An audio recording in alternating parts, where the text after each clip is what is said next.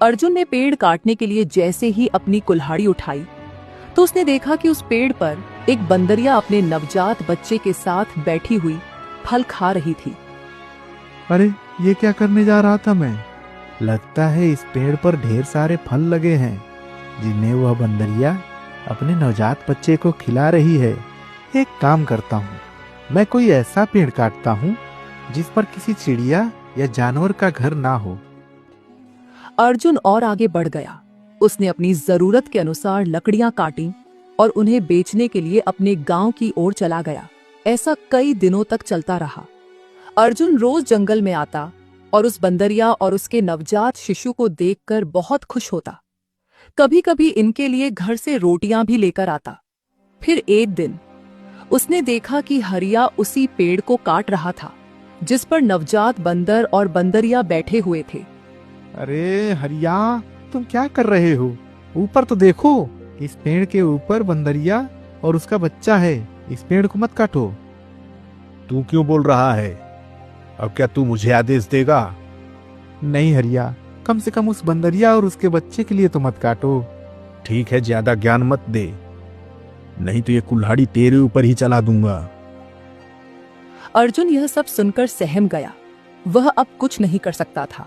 फिर वह आगे की ओर बढ़ गया और वहां पर लकड़ियां काटने लगा।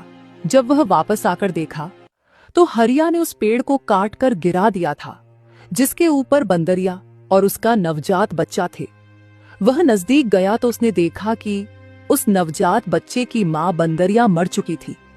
फिर उसने देखा कि बंदरिया अपने बच्चे को बचाते बचाते मर चुकी थी। यह सब देखकर अर्जुन को बंदरिया और उसके बच्चे के लिए बहुत बुरा लग रहा था। अरे हरिया, ये तूने क्या कर दिया?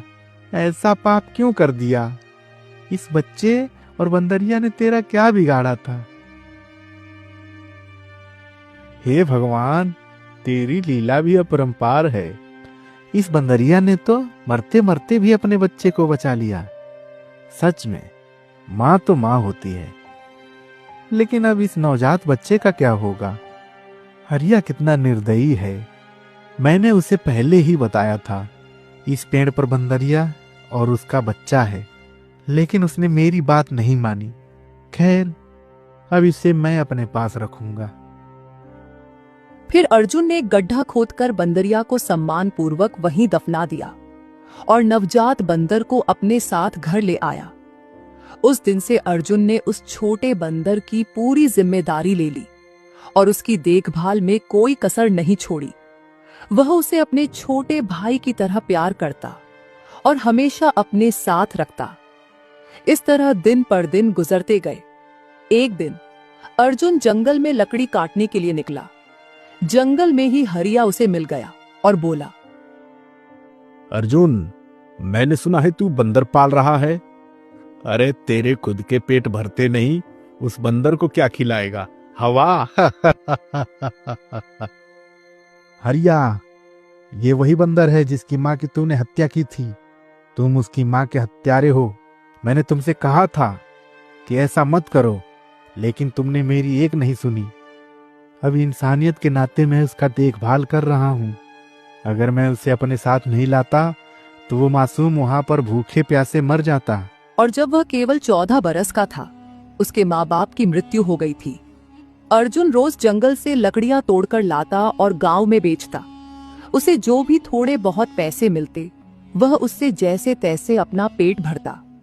एक दिन जब अर्जुन लकड़ी काटने जंगल गया तो उसने देखा कि बहुत सारे पेड़ पहले से ही कटे हुए थे। अरे ये क्या?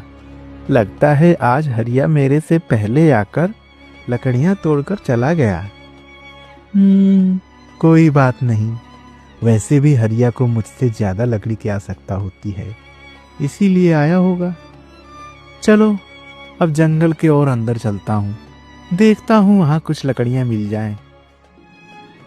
अर्जुन लकड़ियों की तलाश में जंगल के और अंदर चला गया। उसने देखा कि जंगल के बीच बहुत सारे पेड़ थे। अरे वाह, यहाँ तो बहुत सारे पेड़ हैं। अगले 2 महीने तक भी काटूं तो लकड़ी की कोई कमी नहीं होगी।